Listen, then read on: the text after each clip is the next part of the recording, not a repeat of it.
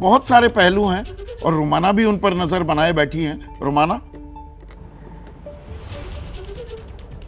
शुक्रिया संदीप। सबसे पहले तो मैं मेरे साथ यहाँ जो एक्सपर्ट पैनल मौजूद है उससे जरा आपका परिचय करा देती हूँ। देखिए, हमारे साथ यहाँ स्टूडियो में राजीव रंजन जी मौजूद हैं, एडिटर हैं निवेश मंथन के, प्रदीप भाटी जी सीए टैक्स एक्सपर्ट, और आप सब पहचानते हैं समाजवादी पार्टी के प्रवक्ता के तौर पर हमारे साथ अक्सर एबीपी न्यूज पर डिबेट शोज में शिरकत करते हैं। स्टूडियो में मेरे साथ किसान नेता हैं अभिमन्यु कोहर, वो यहाँ पर मौजूद हैं। साथ ही आप देख रहे हैं प्रेमपाल शर्मा जी, रेलवे एक्सपर्ट हैं और एजुकेशन के क्षेत्र में भी अपनी पकड़ रखते हैं, और टूटू धवन जी हैं ऑटो एक्सपर्ट, हमारे साथ यहाँ स्टूडियो में मौजूद हैं। अब बात आज आने वाले बजट की, मंगल वाला बजट मैं बार बार दोहरा रही हूं। देखिए, अभी की तस्वीर क्या है, इकोनॉमिक सर्वे कल देश के सामने आया, उससे पता चल गया पिछले वित्त वर्ष में 8.2 जीडीपी, इस वित्त वर्ष के लिए अनुमानित 6.5 से 7% जीडीपी। महंगाई दर के, रोजगार के मामले पर हम कहां पर हैं, फोकस हमारा कहां पर होना है, लक्ष्य हमारा क्या है, वो प्रधानमंत्री मोदी ने कल साफ कर दिया। 2047 तक विकसित भारत बनना है। आत्मनिर्भर भारत के साथ साथ अमृत काल का किस रूप में यह महत्वपूर्ण बजट रहने वाला है, इस सब को लेकर चर्चाएं हो रही हैं। ऐसे में इस बजट में आज निरंतरता जो हमने पिछले बजट में, अंतरिम बजट में देखी थी, भरोसे वाली, वही देखने के लिए मिलेगी या कोई बड़ा बदलाव? राजीव जी, हो सकता है क्या? देखिए, अंतरिम बजट का जो मोटे तौर पे खाका था उससे बहुत ज्यादा डेविएशन हमें इस अंतिम बजट में नहीं देखने को मिलेगा। अंतरिम बजट जैसा ही निरंतरता लेकिन दिखेगी। दो बातें आ सकती है। एक तो आरबीआई का डिविडेंड जो आया है, वो रकम अतिरिक्त आई है, तो वो कहां खर्च होगी? 2.1 लाख करोड़ ये आरबीआई ने डिविडेंड सरकार को दिया है, जो अलग बात है अंतरिम बजट के मुकाबले। मतलब एक तरीके से सरकार के पास इतना पैसा है जो खर्च किया जा सकता है। इसका इस्तेमाल विकास में होगा, इंफ्रास्ट्रक्चर डेवलपमेंट में होगा, या लोक लुभावन योजनाओं में होगा, ये देखने वाली सबसे महत्वपूर्ण बात। अब मुझे नहीं पता आप मिडिल क्लास टैक्स में राहत उसको विकास में गिनेंगे या लोक लुभावन में गिनेंगे, मैं तो उसको फिलहाल अपनी जरूरत में गिनूंगी। आइए टैक्स एक्सपर्ट साहब, वो जो सरकार के पास एक रूम है, वहां आपको क्या लग रहा है इस्तेमाल किया जा सकता है, मिडिल क्लास को कुछ राहत मिल सकती है टैक्स के लिहाज से? देखिए, जिस तरह से सरकार ने पिछले 10 साल के अंदर कोई बड़ी राहत तो दी नहीं है किसी भी इंडिविजुअल्स को, खास करके मिडिल क्लास को, तो थोड़ा उम्मीद उसमें कम है। लेकिन फिर भी ये उम्मीद है कि जो पहले डिस्कशंस हुए, चाहे वो एटीसी हो, हाउसिंग इंटरेस्ट हो, उनमें कुछ राहत मिले, एटीडी में कुछ और एग्जिम्शन और लिमिट बढ़े, ये सारी चीज़ें अगर होती हैं तो जरूर मिडिल क्लास को कुछ राहत रहेगी। लेकिन बुनियादी बात तो ये है ना, बार बार इस बात का जिक्र किया जा रहा है कि साहब अगर अर्थव्यवस्था का चक्का घुमाना है उस रूप में कि भारत में कहीं ना कहीं खपत बढ़े, क्योंकि जो इकोनॉमिक सर्वे आया उसमें यह भी बताया गया कि वैश्विक लिहाज से कितनी चुनौतियां हैं और बाहर से ज्यादा उम्मीद नहीं करनी चाहिए, तो तब तो ये तभी मुमकिन है अगर आम आदमी की जेब में कुछ पैसा आएगा। तो जेब में पैसा आम आदमी की आए, इसके लिए सरकार को कहीं ना कहीं रास्ता तो कोई बनाना पड़ेगा। और एक बड़ा क्षेत्र है जो सरकार से बहुत उम्मीद कर रहा है, कई साल से उम्मीद कर रहा है, कृषि क्षेत्र की मैं बात कर रही हूं, जहां पर ग्रोथ का अगर देखा जाए तो वो हिस्सेदारी इकोनॉमिक सर्वे में भी सामने निकल कर आया है कि बहुत ज्यादा है नहीं। पिछली बार भी 1.4% के आसपास ही हमने देखा कृषि क्षेत्र में ग्रोथ। तो ऐसे में आज इस बजट से आप कुछ उम्मीद कर रहे हैं, क्योंकि ये पिछले 10 साल पूर्ण बहुमत की सरकार और इस बार ये गठबंधन सरकार है। देखिए, सबसे पहली बात तो ये है कि पिछले 3 सालों में जो एग्रीकल्चर बजट है वो 4.4 से घटा के 2.56% कर दिया। हम देश की 50% आबादी बनाते हैं, तो हमें ये लगता है कि जो 3 साल पहले 4.4% था उससे कम से कम बढ़ के आना चाहिए इस साल। दूसरी बात, पिछले 5 सालों में जितना पैसा एग्रीकल्चर मिनिस्ट्री को मिला उसमें से उन्होंने 1 लाख करोड़ साल के अंत में फाइनेंस मिनिस्ट्री को वापस लौटा दिया।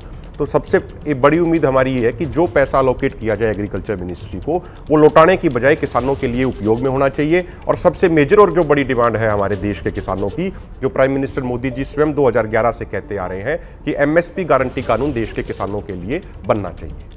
ठीक है, तो आप अपनी मांग पर कायम हैं। प्रेमपाल शर्मा जी हमारे साथ मौजूद है। सर, आप कहां पर उम्मीद कर रहे हैं, क्योंकि पहले अगर रेलवे की बात की जाए, अब बुनियादी ढांचा, कैपिटल एक्सपेंडिचर सरकार किस तरीके से कर रही है हम लगातार देख रहे हैं। ऐसे में एक बार फिर से रेलवे के लिए कुछ बड़ा ऐलान हो सकता है? देखिए, हम पिछले 1 साल में कई मेजर एक्सीडेंट से गुजरे हैं। हाँ, बालासोर को याद कीजिए, जिसमें इतनी जान चली गई। पिछले महीने जलपाईगुड़ी का, और अभी हाल ही में पिछले 3 दिन में और एक्सीडेंट हुए।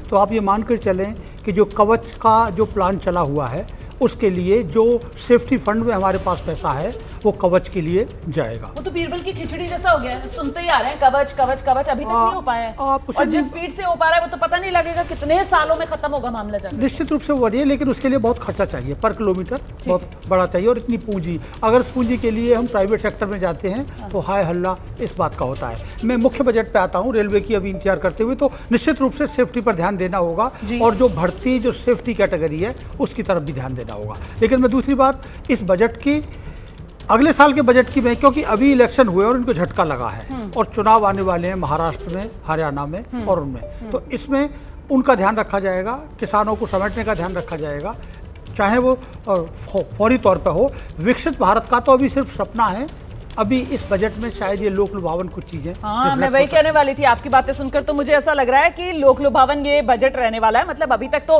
फिस्कल डेफिसिट किस तरीके से सरकार कंसोलिडेट करती चली आ रही है, उसको लेकर सरकार अपनी पीठ थपथपा रही थी। टूटू सर, आपकी एक्सपेक्टेशंस?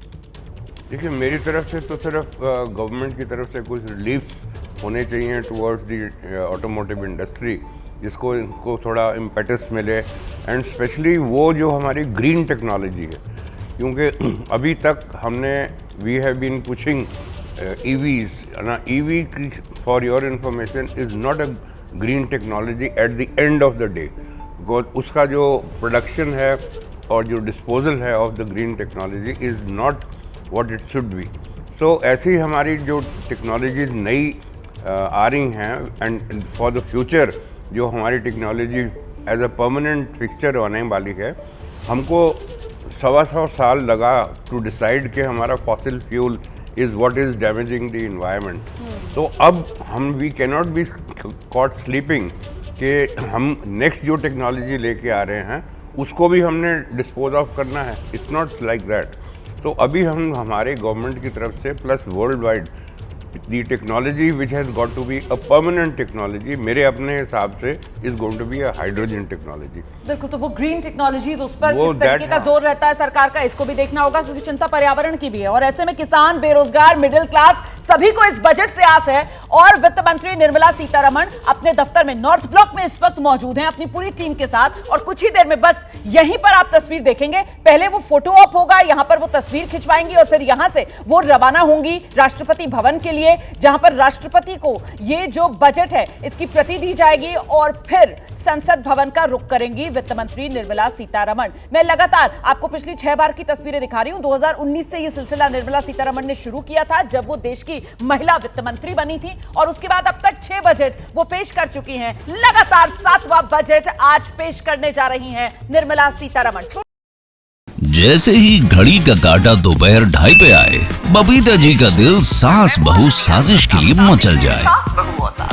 और ये है इनकी बहू, पूरे दिन ऑफिस की टेंशन हो जाए गॉन जब ये करें अपना फेवरेट शो फ्री टाइम पे ऑन। इनकी तरह आप भी देखिए अपना फेवरेट शो अपने टाइम पर और डाउनलोड कीजिए ABP लाइव ऐप अपने स्मार्ट टीवी पर।